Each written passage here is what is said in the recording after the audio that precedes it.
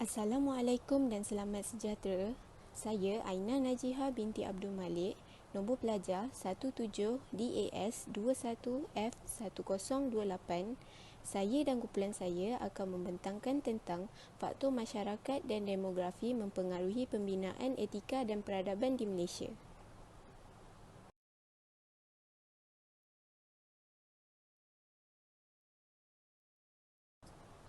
Maksud masyarakat dan demografi. Masyarakat ialah sekelompok manusia yang berkaitan antara satu sama lain melalui hubungan yang berterusan atau kelompok sosial yang besar yang berkongsi wilayah yang sama, tertakluk kepada pihak berkuasa dan budaya yang sama. Demografi pula kaitan tentang ciri-ciri perkembangan penduduk dari segi saiz, kepadatan, taburan, kelahiran dan kematian dalam tempoh waktu tertentu. Seterusnya, ciri-ciri masyarakat.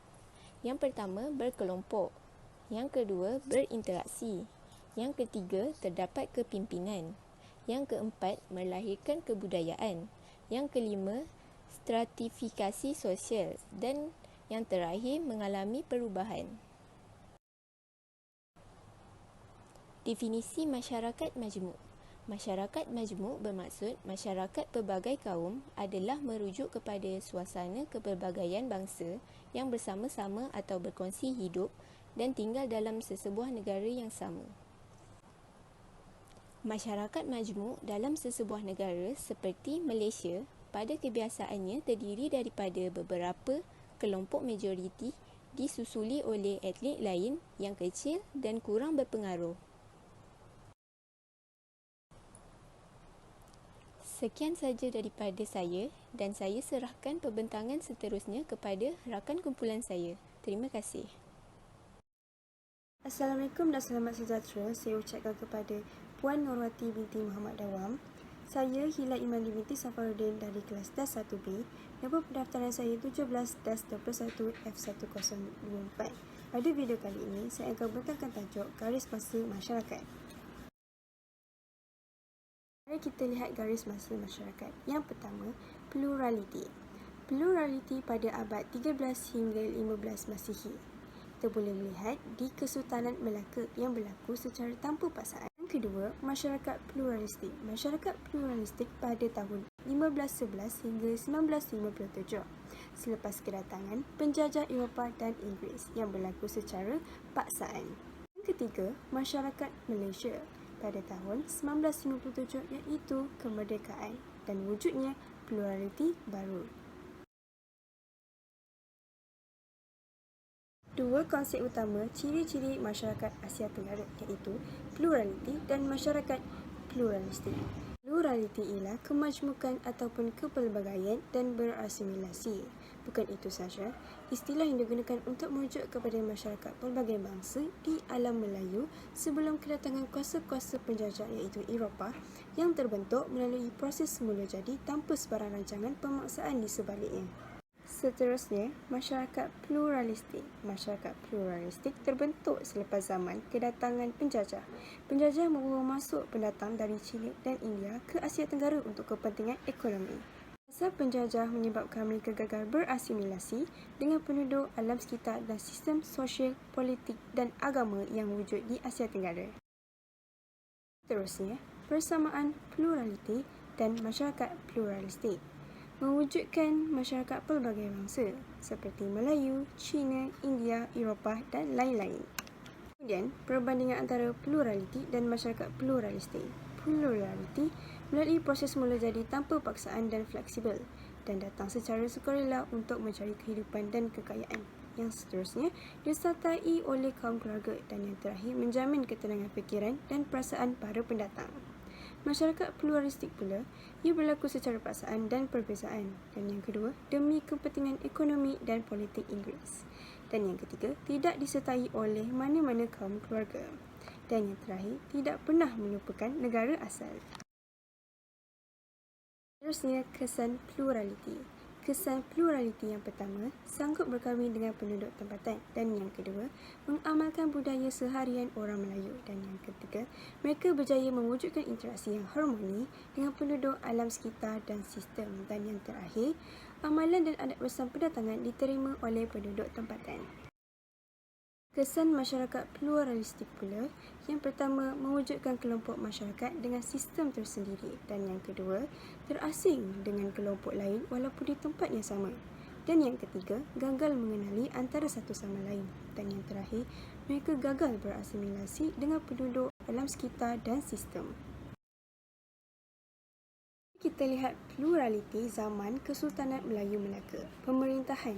Perlembagaan Melaka berdasarkan Islam, iaitu Kanun Melaka dan Undang-Undang Laut Melaka. Dan perdagangan pula, perdagangan rancak hasil sistem pemerintahan terbuka dan pentadbiran pelabuhan yang cekap. Bukan itu sahaja, Kepulauan Melayu yang terkenal dengan rempah ratus yang dianggap barang mewah. Seterusnya, kependudukan. Proses penghijraan berlaku secara alamiah atau semula jadi tanpa ada paksaan. Dan yang terakhir, kebudayaan. Kebudayaan keterbukaan pemerintahan Empayar Melaka. Bukan itu sahaja, Melaka maju sebagai pelabuhan utama dunia, hasil 400 sebagai daya tarikan. Kemudian, pluralistik pasca merdeka, politik. Dipengaruhi aspek etnik dan mengamalkan demokrasi secara berkesan. Bukan itu sahaja, kerjasama parti-parti politik seperti Parti Perikatan 1974. Perlembagaan berlandaskan kontrak sosial antara kaum. Sumber segala perundangan dan panduan asas kepada pelaksanaan sistem politik.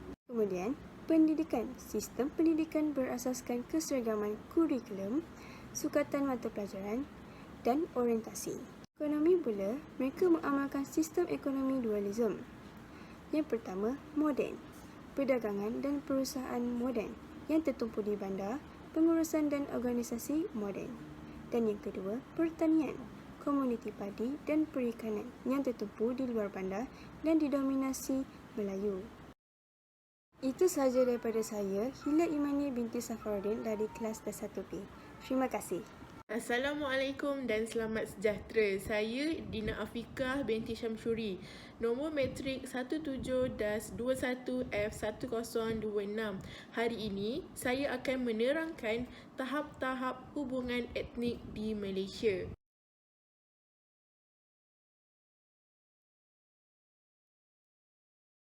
Apa itu hubungan etnik? Jom kita tengok maksudnya. Okey, hubungan etnik atau etnos dalam bahasa asal Greek yang membawa makna kumpulan manusia atau bangsa. Ia merujuk kepada pengenalan diri seseorang ke dalam kumpulan yang mempunyai latar belakang keturunan nenek moyang yang sama.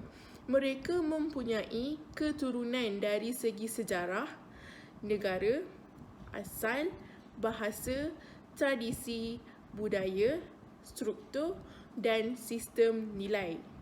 Mengikut Kamus Dewan pula, etnik merujuk kepada sesuatu kaum atau masyarakat majmuk yang mempunyai kelompok kehidupan yang berlainan tetapi di bawah sistem politik yang sama. Okey, jom kita lihat tahap-tahap hubungan etnik di Malaysia. Okey, tahap-tahap hubungan etnik ada 5. Yang pertama, segregasi.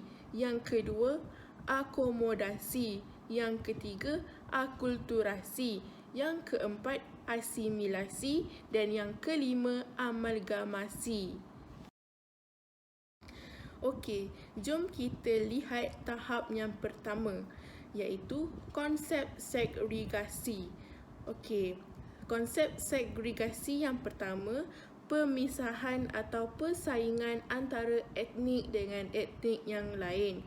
Yang kedua, pemisahan berlaku dalam beberapa keadaan seperti tempat tinggal, sistem persekolahan, pengangkutan dan kemudahan awam.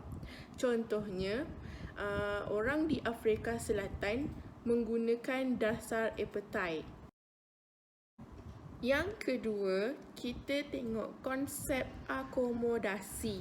Konsep akomodasi ialah Yang pertama, etnik menyedari dan menghormati budaya etnik yang lain. Namun, mereka tetap mempertahankan budaya hidup masing-masing. Dan konsep akomodasi diwakili formula yang telah dipaparkan. Yang ketiga, konsep akulturasi. Konsep akulturasi ialah unsur dari budaya asing diterima dan diolah dalam budaya sendiri. Yang kedua, tidak menyebabkan kehilangan identiti asal penerima. Contohnya seperti tali leher, ampau, makanan dan hiburan. Okey, konsep akulturasi diwakili formula seperti yang dipaparkan. Okey, yang keempat, konsep asimilasi. Konsep asimilasi ialah proses percaturan dan penyatuan di antara etnik yang berlainan budaya sehingga membentuk satu kelompok dengan kebudayaan dan identiti yang sama. Contohnya, Melayu di Thailand, Cina di Kelantan, Baba dan Nyonya. Dan konsep asimilasi diwakili formula seperti yang dipaparkan. Yang kelima, konsep amalgamasi. Konsep amalgamasi ialah satu proses yang terjadi apabila budaya atau ras bercampur untuk membentuk jenis-jenis budaya dan ras yang baru. Contohnya seperti perkahwinan campur antara etnik. Konsep amalgamasi diwakili formula seperti yang dipaparkan. Seterusnya, kesimpulan yang kita dapat simpulkan daripada tajuk perbincangan kita adalah hubungan etnik merupakan perkara yang sangat penting bagi masyarakat. Amnya, Malaysia yang bersifat majmuk. Hubungan etnik ini akan melahirkan masyarakat yang harmoni, saling bekerjasama, bersefahaman dan sentiasa menghayati perjanjian sosial yang telah dipersetujui sejak awal kemerdekaan. Sekian sahaja daripada saya dan saya lampirkan sumber rujukan saya di sini. Sekian, terima kasih.